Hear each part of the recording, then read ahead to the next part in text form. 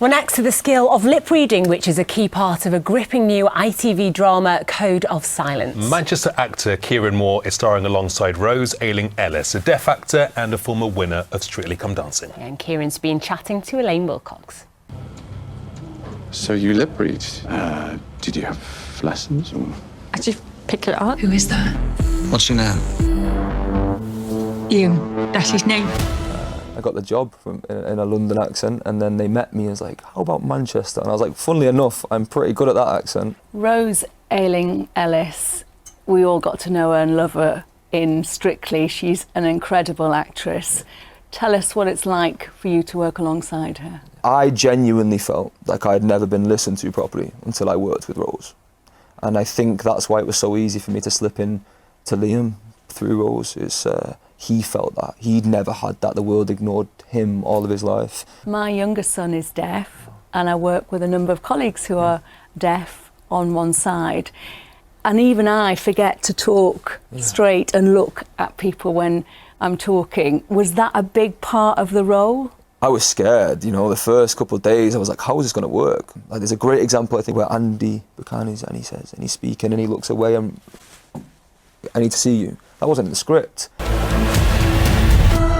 Can I tell you a secret? It's my birthday.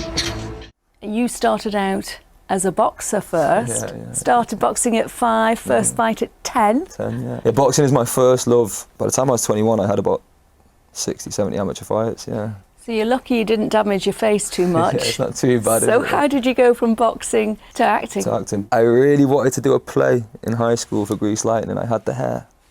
And I didn't go because I went to the audition and all my high school sort of nemesis, my bullies were there, and I was scared and I just didn't do it. And then I never thought about it again.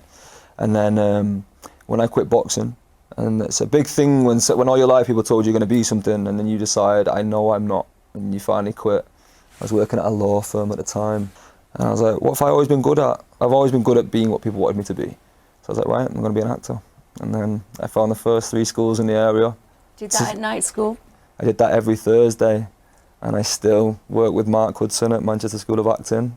One of your biggest fans is your mum in Droylsden, and you told me she's a dinner lady. If you're from where I'm from, TV's a massive part of people's lives, you know. My nana puts Emmerdale on every week and every day, and she feels like she knows them people because she does. They've been part of her life. It's like, you know, I walked in ITV today being like, wow, I'm walking into ITV. It still feels, and I hope I never lose that, and my mum will never let me. Yeah. What's next?